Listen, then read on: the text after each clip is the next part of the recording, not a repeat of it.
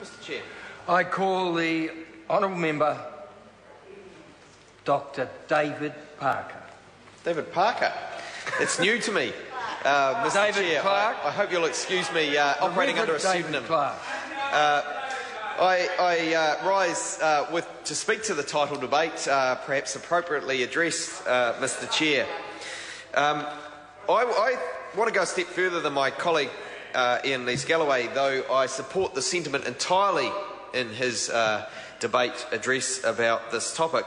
He suggests that the bill is perfectly named because it does not mention the health benefits. It is a tax bill, and so therefore we might well view it as an appropriately labelled bill. I think I would want to go one step further to make a little bit more explicit what the purpose of this bill is, and I would like to see it renamed, and I guess we'll ask the government to consider this suggestion and present their argument as to whether it's a useful one or not. But my suggestion is that we rename it Fill the Revenue Hole but Decrease Smoking as an Unintended Consequence Bill. Because I believe that that is what the bill actually does. That is what the bill actually achieves. And the reasons why the bill works, why it is an unintended consequence, is because the facts line up and say that increases in revenue actually do discourage smoking. And we know that smoking remains the single biggest cause of preventable morbidity and mortality in New Zealand. There is good reason to address this problem, especially when half of all long-term smokers die as a result of smoking-related illness. And that's about 5,000 deaths each year that are attributable to smoking, either directly or through an indirect route like second-hand smoke. But unlike National, when they were in opposition, Labor has supported government moves to reduce smoking in New Zealand.